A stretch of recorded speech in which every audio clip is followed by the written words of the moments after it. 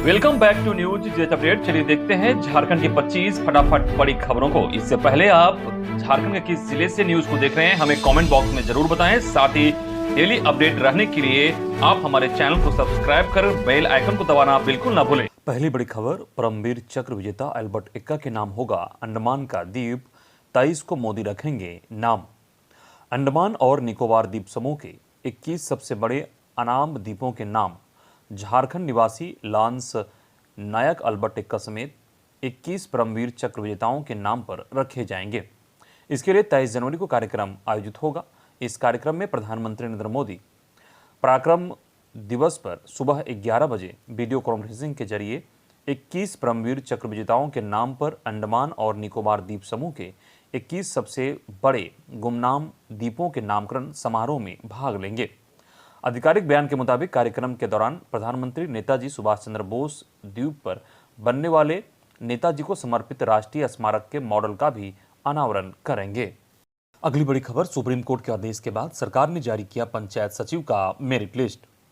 झारखंड कर्मचारी चयन आयोग ने पंचायत सचिव और निम्न वर्गीय लिपिक का मेरिट लिस्ट जारी कर दिया है।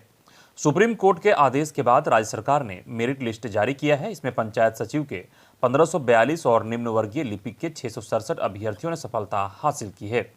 इसके लिए 2017 में विज्ञापन जारी किया गया था। विज्ञापन संख्या 1/2017 और विज्ञापन संख्या 2/2017 जारी कर आवेदन मांगा गया था।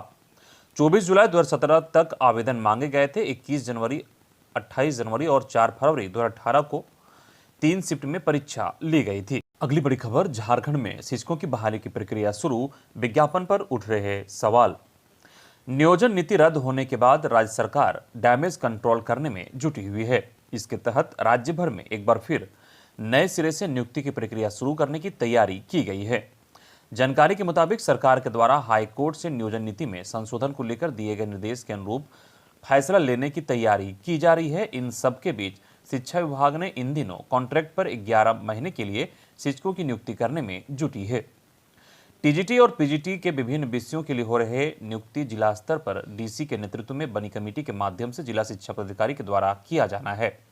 अब तक गुमला और सरायकेला खरसावां जिले से उत्कृष्ट विद्यालयों एवं प्रखंड स्तरीय आदर्श विद्यालयों के लिए संविदा आधारित शिक्षकों के चयन का विज्ञापन प्रकाशित हो चुका है। इस पर सवाल उठने शुरू हो गए हैं। झारखंड राज्य माध्यमिक शिक्षक संघ ने शिक्षा मंत्री जगन्नाथ महतो को चिट्ठी लिखकर राज्य में संविदा के आधार पर हो रहे शिक्षकों की नियुक्ति को अनुचित बताते हुए अस्थायी रूप से शिक्षकों की नियुक्ति करने की मांग की है।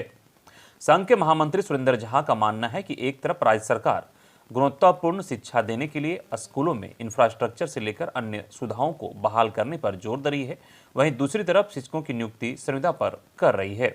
इधर छात्र संघ ने भी सरकार के द्वारा उठाए गए इस कदम की आलोचना करते हुए कहा कि एक तरफ झारखंड में युवाओं की नौकरी के लिए चक्कर लगाने पड़ते हैं, वहीं दूसरी तरफ संविदा के आधार पर नियोजन मिलने के बावजूद भी अनिश्चितता बनी रहेगी कि सरकार 11 महीने के बाद सेवा समाप्त कर देगी।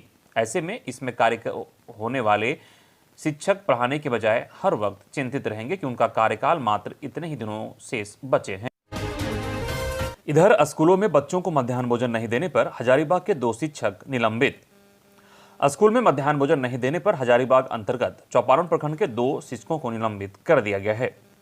मामले के अनुसार जहां के प्रभारी प्रधानाध्यापक मोहम्मद बदी उजमा और कनीय शिक्षक बाबूजान अंसारी को अपने कर्तव्य के प्रति लापरवाही बरतने, मध्याह्न भोजन जैसी महत्वपूर्ण योजना का संचालन नियमानुसार नहीं करने, विभागीय आदेश के अवहेलना करने एवं सरकारी सेवक आचार नियमावली 1976 का उल्लंघन करने के आरोप में इन दोनों शिक्षकों को प्रभाव से तत्काल निलंबित करते हुए विभागीय कार्रवाई के अधीन किया गया। अगली बड़ी खबर, जाली सर्टिफिकेट पर नौकरी करने वाले पारा शिक्षकों से वसूला जाएगा पूरा मानदेय।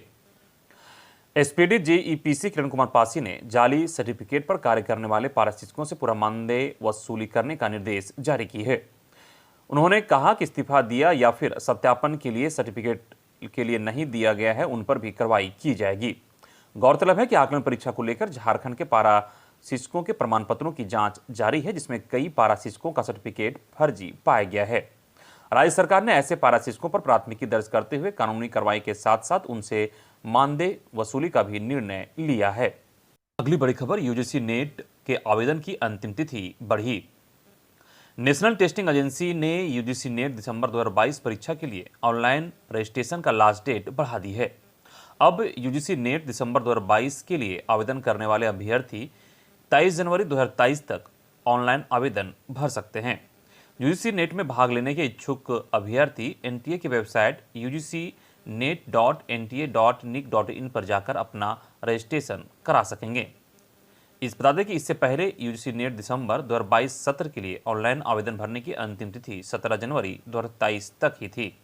अगली बड़ी खबर बीएड पास अभ्यर्थियों के लिए खुशखबरी। अब इस जिले में भी पीजीटी टीजीटी शिक्षकों की बहाली की विज्ञप्ति जारी। अब झारखंड के सरायकेला खरसावां जिले में भी पीजीटी टीजीटी शिक्षकों की बहाली का विज्ञप्ति जारी कर दिया गया है।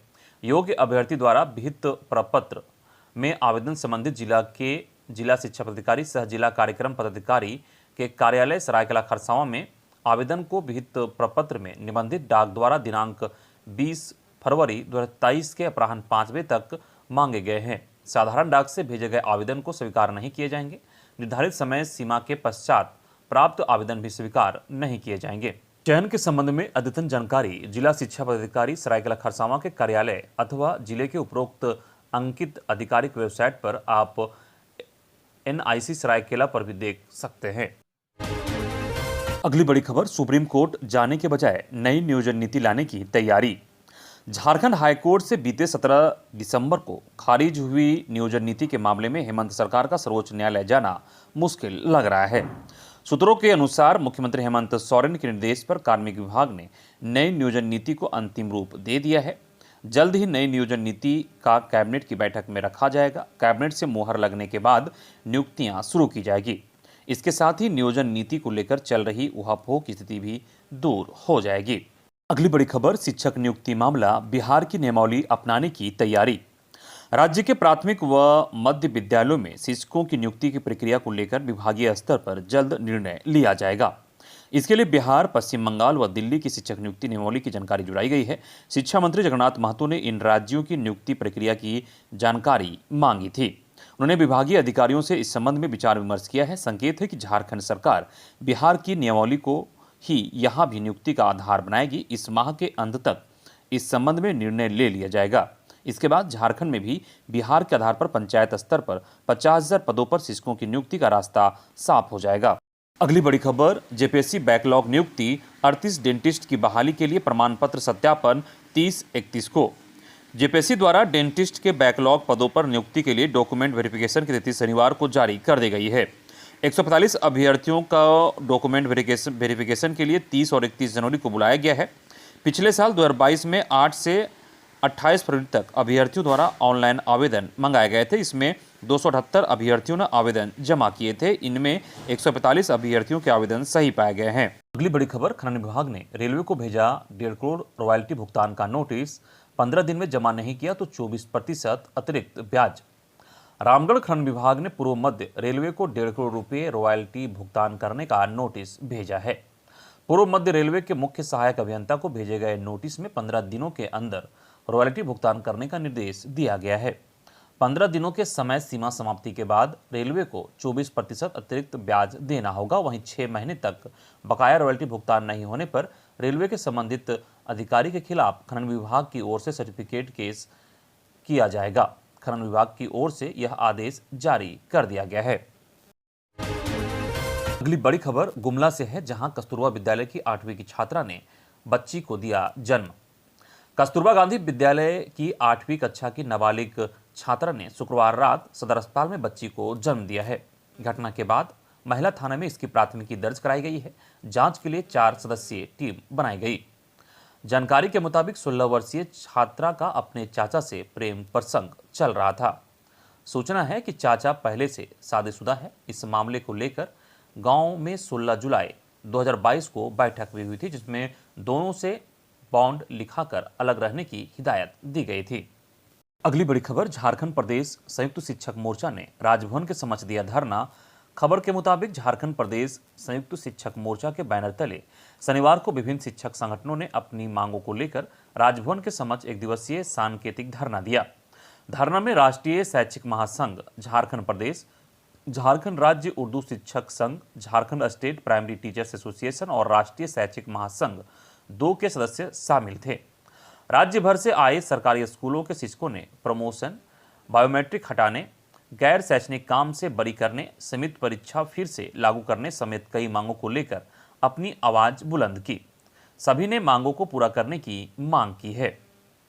इधर देवघर में आयोजित होने वाले चौकीदार भर्ती के लिए दौड़ परीक्षा का तिथि जारी कर दी गई है। ये परीक्षा 7 से 13 फरवरी तक आयोजित होगी, जिसमें पालजोरी प्रखंड का कुमैठा स्टेडियम में देवघर में 7 फरवरी 2023 को, प्रखंड देवीपुर का कुमैठा स्टेडियम में 8 फरवरी 2023 को, प्रखंड मधुपुर में कुमैठा स्टेडियम में 9/2/2023 को, प्रखंड सारट सोनाराई ठाड़ी मार्गो मुंडा कुमैठा स्टेडियम में होगा, जिसमें 10/2/2023 को दौड़ होगा।